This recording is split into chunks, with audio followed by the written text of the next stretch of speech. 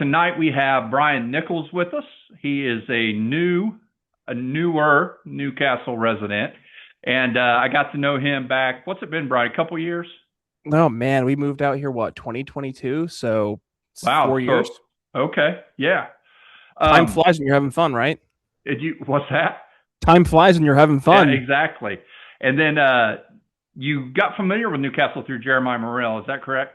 Oh, I sure did. Good old boss hog. There you go. There you go. And so when we first met, he started telling me a little bit about you. And I don't want to do your own introduction for you, but I want to tell us who you are, your experience, and what brought you to Newcastle. And as you do, I also want you to hit on the political experience of your past because of your father. Okay. Is that okay? Oh, for sure. Yeah. Okay. So, Okay. I mean, let's start there, right? So, I Yeah. grew up in a very political household. My dad was a legislator for 15 years.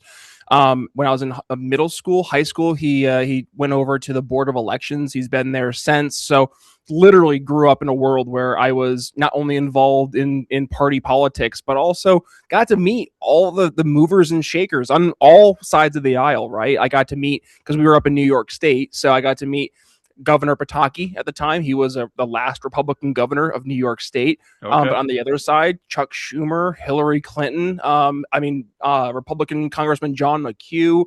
And then I worked on a lot of campaigns. I worked on assembly campaigns, Congress campaigns, Senate campaigns.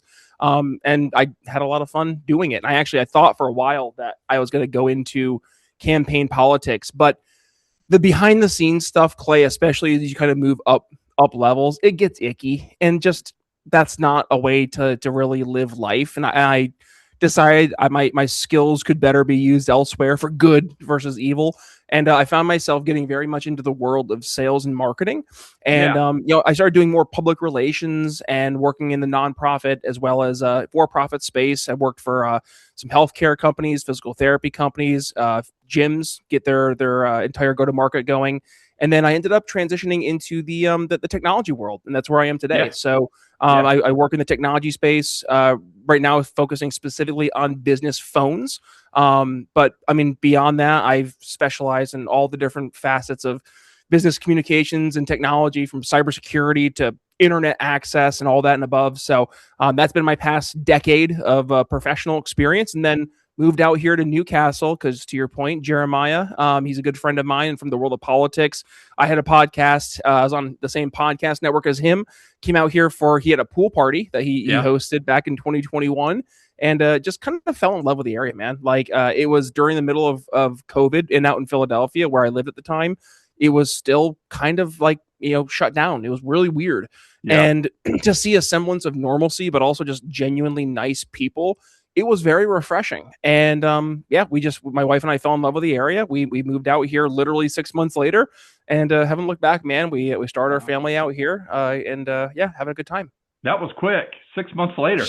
So it sure was. Must be the water out here. Yeah. Wow. Wow. It's all that hard water.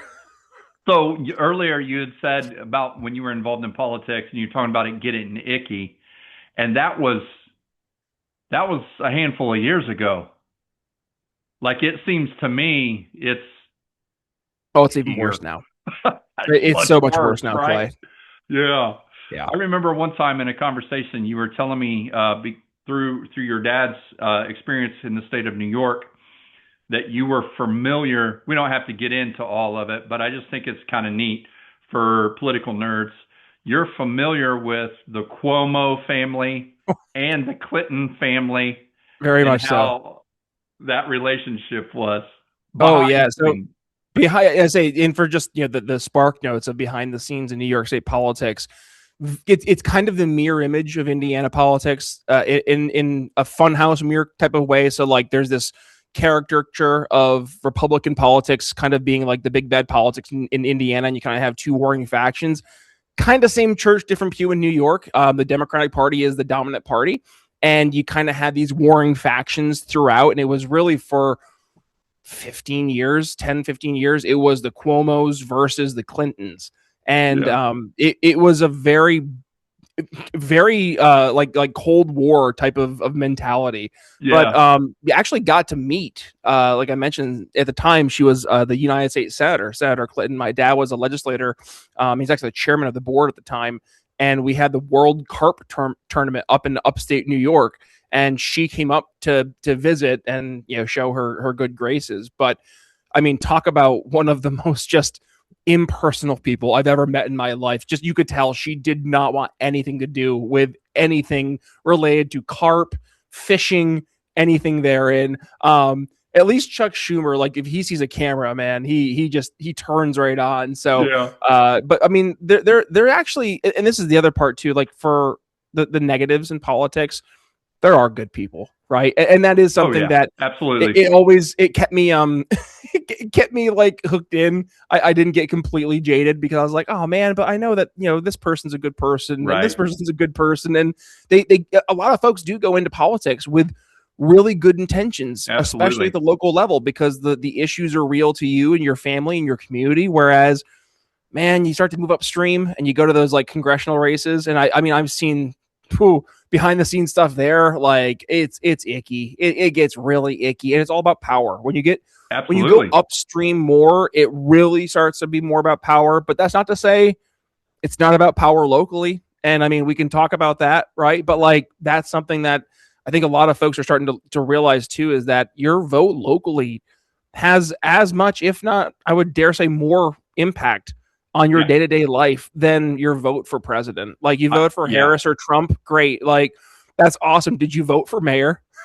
Did you Right. vote for city council? Like Yeah. those votes actually impact you on a day to day basis more. So, Absolutely. And as I began to, so I got involved, back in 2011 when I started in local government or local politics. I didn't get elected until the 2012 election, but very much noticed that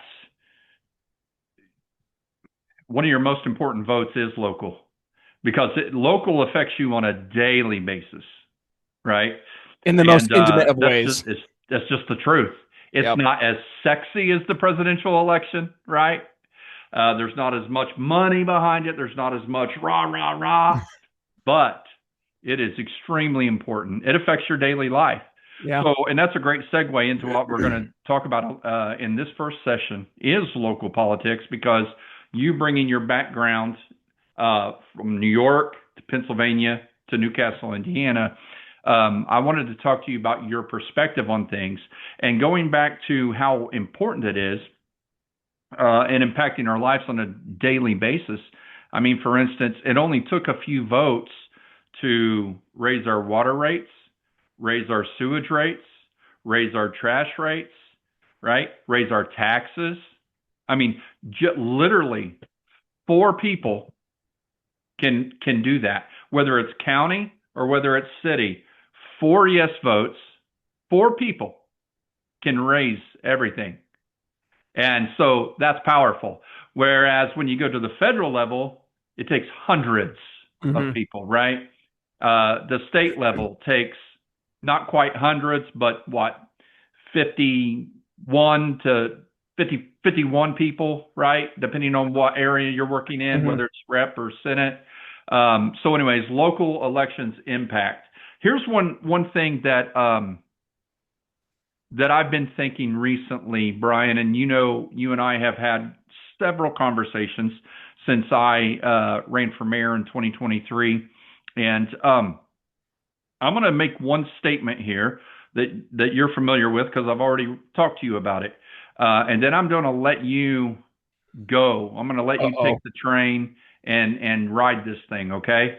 Okay. So here's where I'm coming from nowadays. After I went through the election, after I kind of see what's happening, what's happened, and the projection to where we're going, okay? Because I'll go ahead and say it out loud here. It's the first time I think I ever said it in a public space.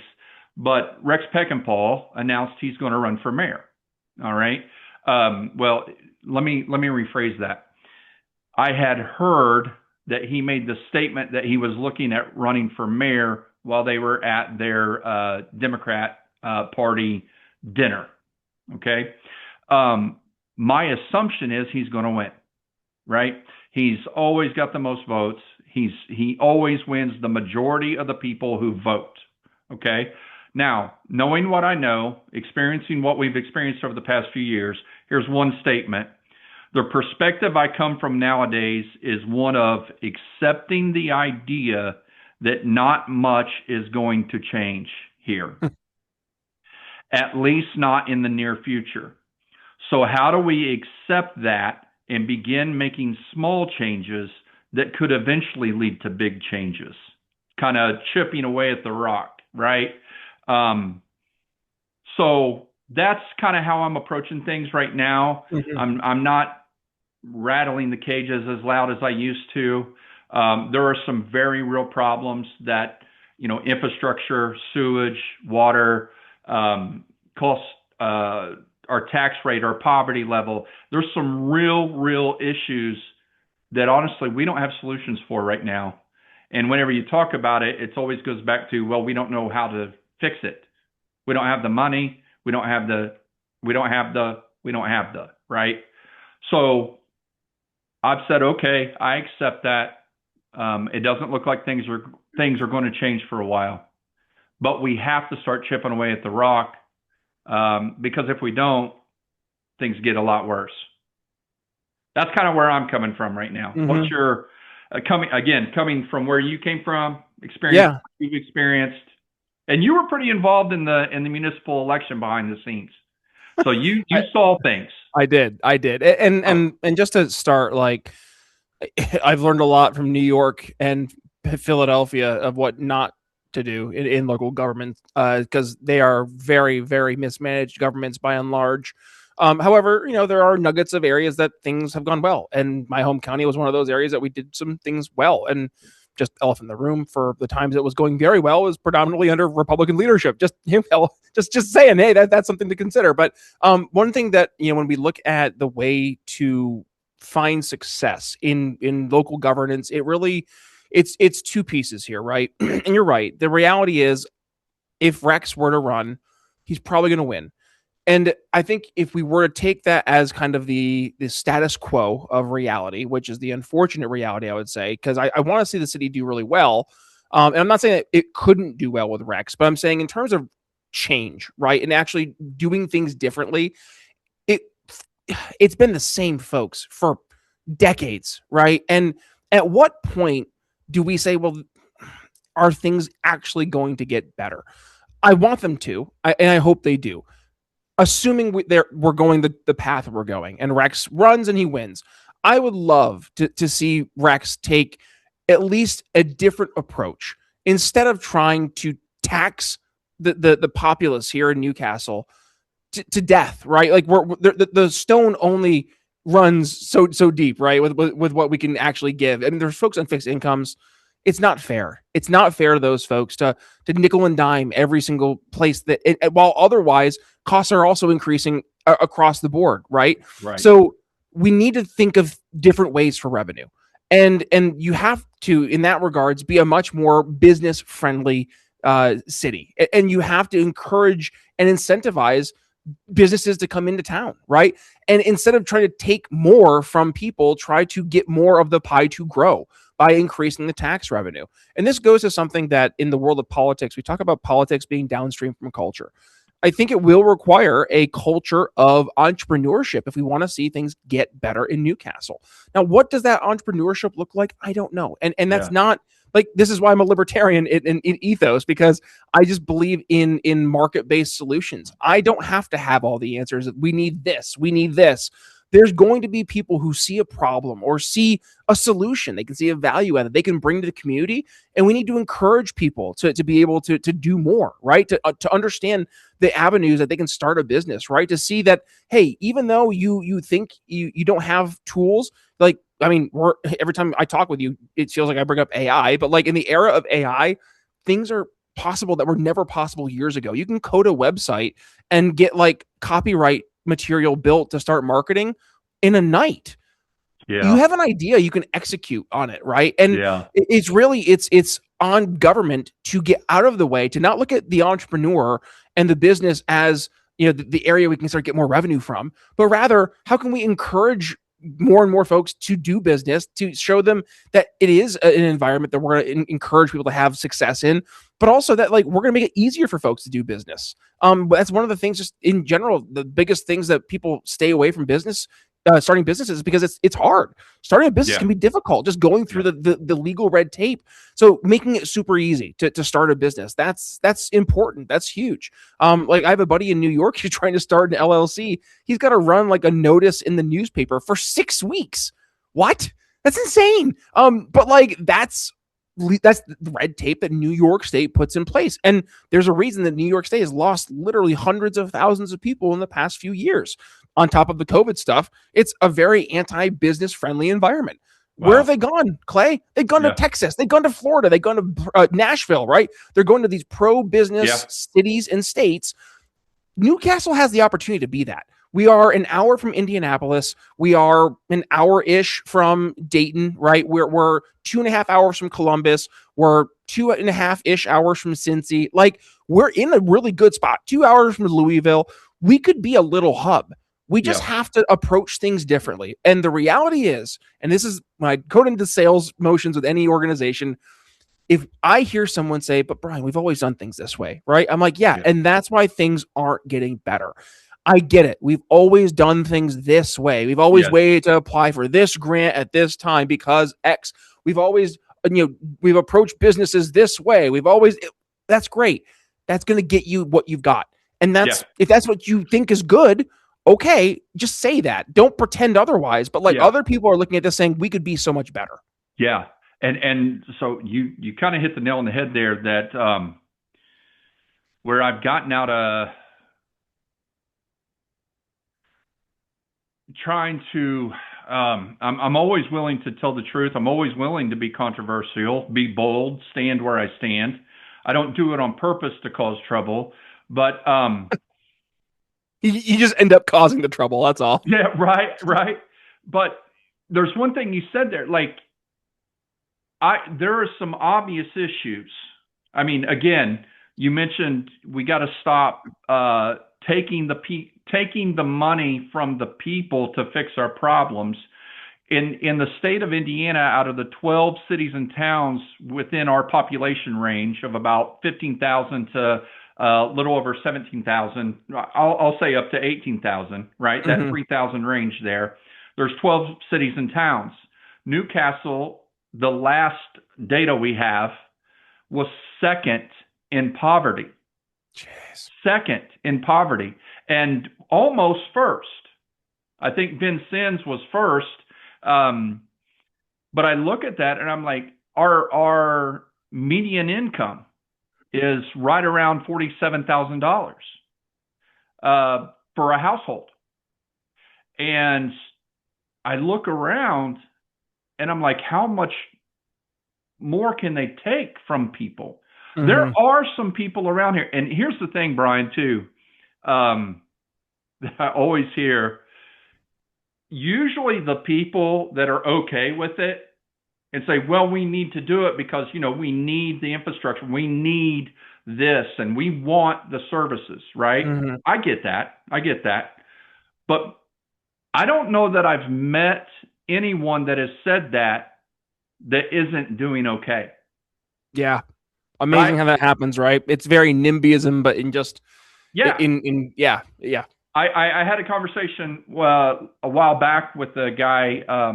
It's been a couple years ago now, but one of my customers at the barbershop, the economy was not doing well. People were struggling. That was when we were really seeing, the inflation rates hit, 9% or so, 8-9%. And realistically, there were 20 and 30% inflation, like on some things. Mm-hmm. But he was like, well, things, I think things are fine. I think things are going pretty good. And we was always able to have good conversation. And I just made the point. I said, here's the thing. If you are setting in a retired position to where you have a decent retirement, your health care is taken care of, You've got your house paid for. Like I started setting up this scenario that I assumed he was in. And I said, and you can pay all your bills. I said, you probably would think things are fine. I said, but there's a whole lot of people out there that are trying, legitimately trying, and Mm-hmm. struggling. Yep. And he basically kind of agreed. He just really couldn't say much because that's what I'm finding. The people that are doing okay, they're okay with all the tax raises and the little bit here, a little bit there. Mm-hmm. Oh, it's just a little bit. But after a little bit, after a little bit adds up. You keep putting pennies in a jar, you Yep. know, it's going to fill That's up. why they call inflation the silent tax, right? Because it's Exactly. something that you never see get passed in legislation, but it will still hit your piggy bank, and it will be Exactly. every time you hit their transactions, right?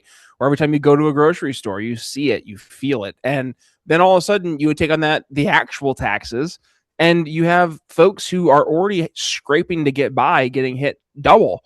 Yeah. And that's something that is just it's frankly it's unacceptable, especially like in an era of 2026 where there are so many different things that have been like brought up in terms of ways to approach governance, but just different ways to approach different problems that we see in society, and you can do things in a much more efficient way.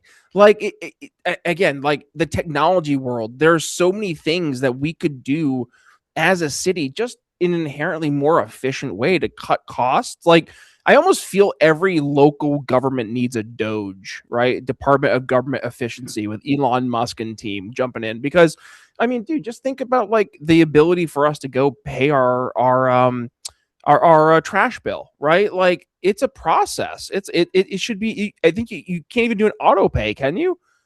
It's like Can't even little what? an Oh, auto auto. pay, Yeah, yeah. Yeah, you right? can yeah, so my water bill, how I do it is Or I water just bill, yeah, through my yeah, because your trash bill's on your yeah, yeah, utility yeah. bill. Yeah. But I just have the bank send a check of a certain amount every month.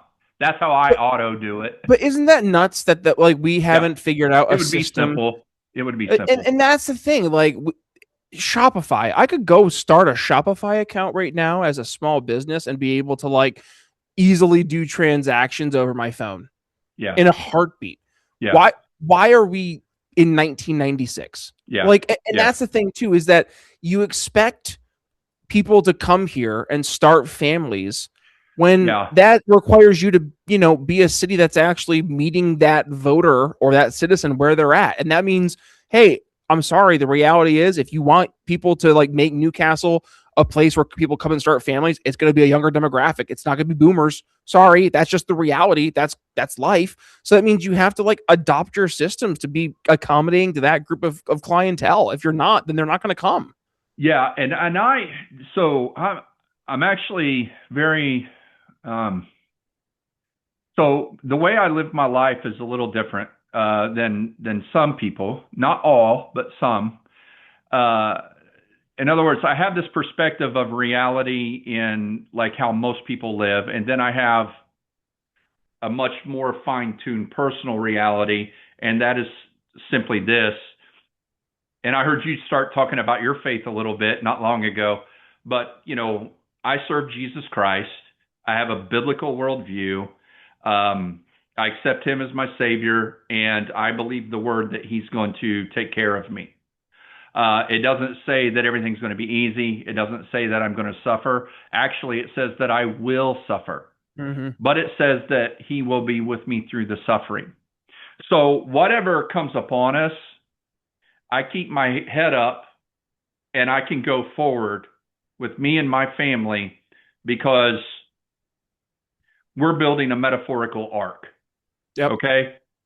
But the reality is, a lot of people don't live that way. Nope. And there's a lot of people that don't even believe it.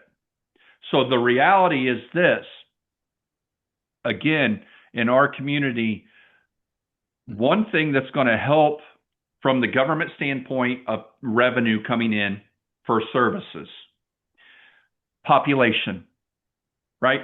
We have to increase population. But how do you increase population if you can't attract people here, right? Now, you came here for a very specific reason, the small hometown, right? But you're also a guy that has, try to use the proper words, uh, but you have the ability to have your income and your revenue sources for your family come in through technology, right? Mm-hmm. So you're able to plant and then just, right? There's a lot of people that can't do that. Yep. So they're here and they look around saying, what do I do? We have to have people come in. What do we have that's going to attract them? And one thing, I've heard for the past several years is we need housing. Okay. Well, we're building housing, but you have to have people to fill that housing, right? So then if it's the people in the city that are filling the new housing, what happens to the old housing, right? So there's just this cycle you can get into to where you can look at the shiny thing for a moment and say, oh, wow. But in the long run, you're really not that much better off than you were. Mm-hmm. Am I making sense as I say that? You are. Well, so what do we, what do you say about that? What do we, and let me throw one more thing in here so you can put it all together kind of in one thing. You talk about business, entrepreneurship. So as we begin to close out this first session, I'm going to ask this question. You can say a few things, and then that'll lead us into our next session. Okay. Okay. But I'm playing devil's advocate when I hear you talk about technology and the opportunity and entrepreneurship here in Newcastle, Indiana. So I'm going to sit back, and if I think most people are going to go, what do I do with that? Right?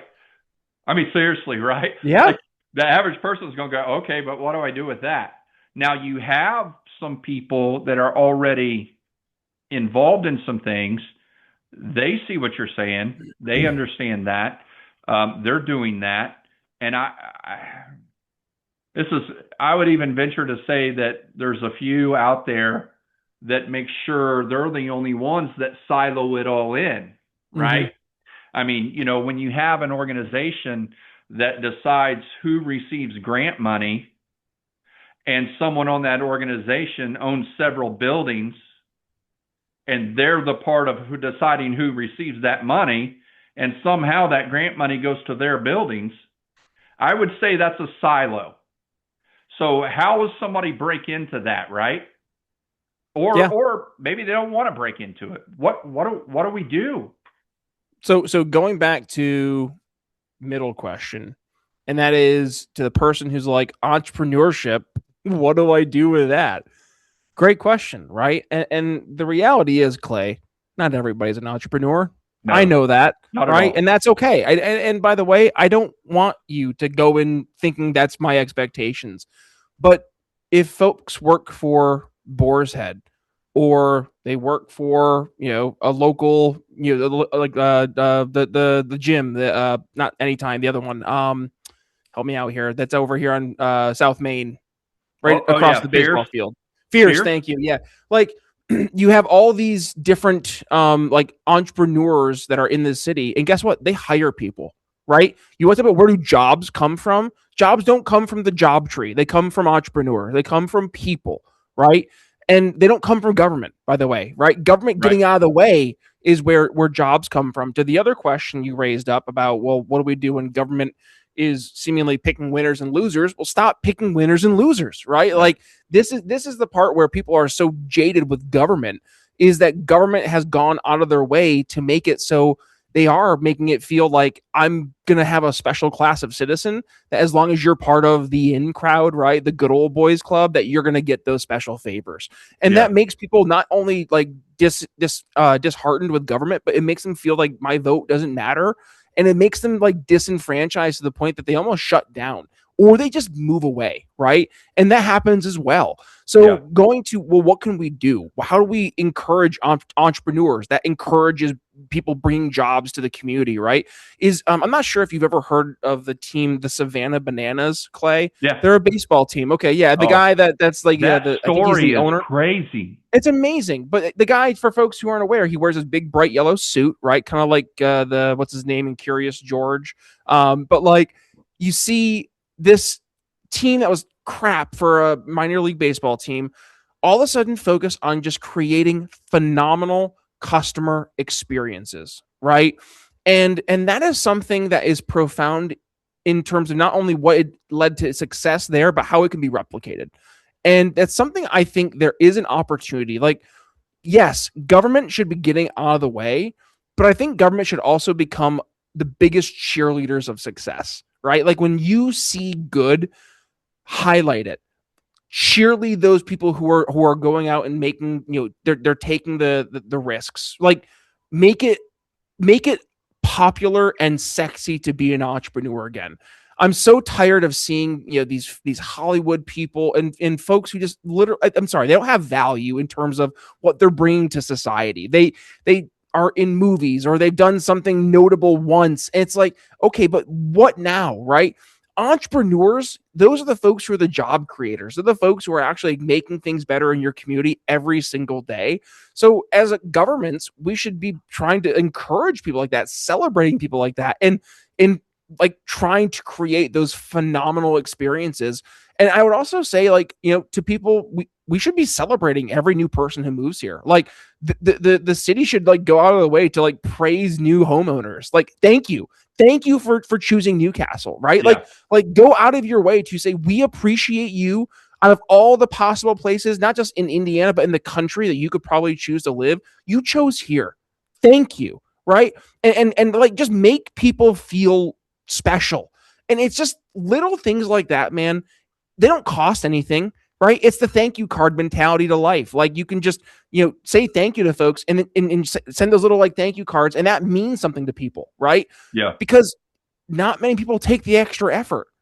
And by the way, Rex, if you were mayor, like you can do that, right? It doesn't cost anything extra. It just costs you to, pardon my language, Clay, earmuffs, cost you to give a shit, right? Like, Yeah. and that's something I think where we have an opportunity, like to really change the way that people look at government. It's like stop looking at government as kind of like this like necessary evil, and instead looking at something that promotes and celebrates goodness and success. Yeah. So basically, kind of use instead of again, we're talking about the government side of things. Instead of using your position to keep patting the same people on the back or keeping those silos strong, start reaching out. Maybe I don't know, looking for someone new to encourage, right? Looking for someone new to, like the way I would describe it, in lifestyle, looking for someone to mentor, right? Looking for someone to encourage, looking for someone to, I hate to use the word prop up, but prop up until they get strong and are able to go out on their own. I see what you're saying. It's a tough topic, tough scenario, because Newcastle also has a culture. There's some great people here, but those people that know that I'm talking about them, they also, I think, would agree. There's also this culture of the dark side of Newcastle. We don't do anything right around here. We don't care about anything around here. It's always been that way, like you said before. Well, this is just how we do things. And there's kind of a sense of hopelessness that settles in. And I think that's why, this particular podcast, this Revive Newcastle. Let's revive it, right? Mm-hmm. Let's revive the attitude. Let's revive the good side. Let's revive, because it has to start with each individual. I mean, you can elect the best mayor, you can have the best city council, but if the people don't back it up, if the people, you know what I mean? if their attitudes suck all the time, you can It's only easy get to be so cynical, far. man. It's so You, easy to be cynical. It's easy to be a nihilist. It's easy yes, to be jaded. But man, when you can find like hope and excitement in even the silliest little things, like when we do these Christmas walks or yeah, the different parades and stuff, like those things matter. And like being able to really lean into those and like I mean like building that sense of community is huge, but yes. also like don't just have that be once, once every now and then. Like if that has to become the ethos, like always going above and beyond to make your city a better place, make it fun, making it exciting, make it a place people want to come and be a part of, right? Yeah. Like that's the challenge. Let's stop there and let's start our next session with that because Cool. I have some thoughts rolling around in my head. And I think it's a great opportunity for someone like yourself that just came in and been here for 3 years. You can tell us what you've seen. Let's Sound do it. good? Love it. All right. All right. We'll see you here in just a little bit.